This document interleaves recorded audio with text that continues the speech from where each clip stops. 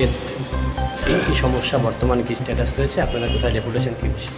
আজকে আমাদের সারা ভারত অগ্রগামী কিষাণ সভা, আমাদের পার্টির কৃষক সংগঠন, তার রাজ্যব্যাপী এই কর্মসূচি ছিল জেলা শাসকের উদ্দেশ্যে ডেপুটেশন।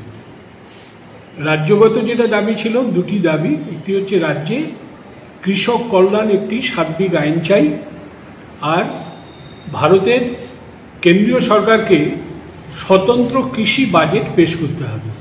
এই দুটি আমাদের কেন্দ্রীয় দাবি।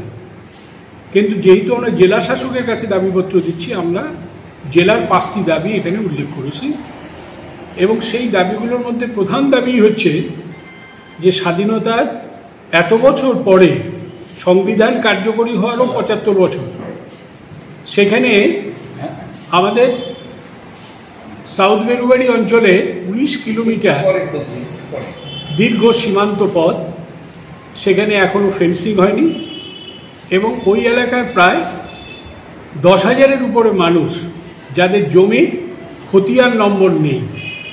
আর জমির খতিয়ান নম্বর না থাকার কারণে সরকারি কোনো রকম সুযোগ সুবিধা তারা পায় না। ভারতের নাগরিক, সমস্ত ভারতীয় নাগরিক প্রমাণপত্র তাদের কাছে আছে, কিন্তু তাদের জমির খতিয়ান রাজ্যের সরকার, ভূমি সংস্কার দপ্তর এখন পর্যন্ত দিতে পারছে না। 2015 সাল পর্যন্ত ডিসপুট ছিল, আমরা মানছি, কিন্তু 15 পরও তো 10 বছর হয়ে গেল। ল্যান্ড বাউন্ডারি এগ্রিমেন্টের পর 10 বছর অতিক্রান্ত, আজও এখানে হলো না। আমরা বারে বারে জেলা শাসক, আমাদের এডিএম, ডিএলআরও তার সঙ্গে সাক্ষাৎ করেছি।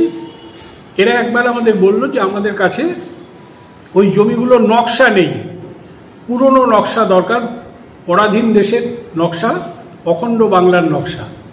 সেই নকশাও আমরা জোগাড় করে দিয়েছি স্থানীয় এলাকার মানুষের কাছ থেকে সংগ্রহ করে। তারপরেও কাজ এখনও শুরু হচ্ছে না। আমরা এই দাবি নিয়ে আজকেও জেলা শাসকের দৃষ্টি আকর্ষণ করলাম।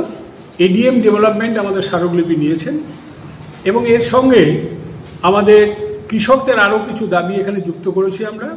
আলু চাষিদের দাবি, বাজারের সঙ্গে গ্রামীণ এলাকার সংযোগকারী রাস্তা সংস্কারের দাবি, এবং মণ্ডলঘাট মোড়ে একটি বিরাট এলাকা সরকারি টাকায় জায়গাটিকে কিনে রেখে ঘিরে রাখা হয়েছে, এবং সেটা গোচারণ ভূমি।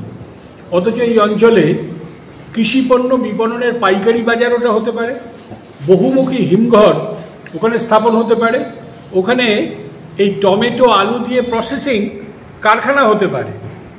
এই সরকার আসার পর বলেছিল যে এখানে এরকম বহুমুখী প্রসেসিং ইউনিট করা হবে। সরকার আসার 15 বছর হতে চলল, এখন পর্যন্ত সেখানে প্রসেসিং ইউনিট হলো না। সরকারি টাকাটা ওখানে বাউন্ডারি ওয়াল দিয়ে বন্ধ করে রাখা হলো, এখন গোচারণ ভূমি হয়ে আছে।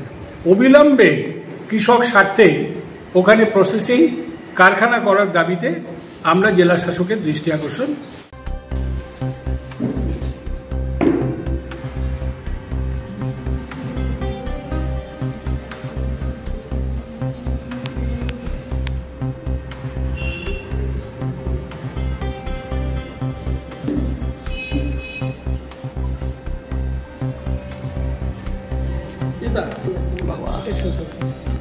তুমি বলছো, তুমি আমার ঢোকায় দিতে হলো, এই সময় আমাকে ওয়েট করতে পারলাম না, মানে বলতে বলতে মানে এই কাজটা আগে করতে হবে। আরে না না, আমাকে তো দেখতেছো আমি পড়ে আছি, তো ঢুকাই দিচ্ছ, দাঁড়াও।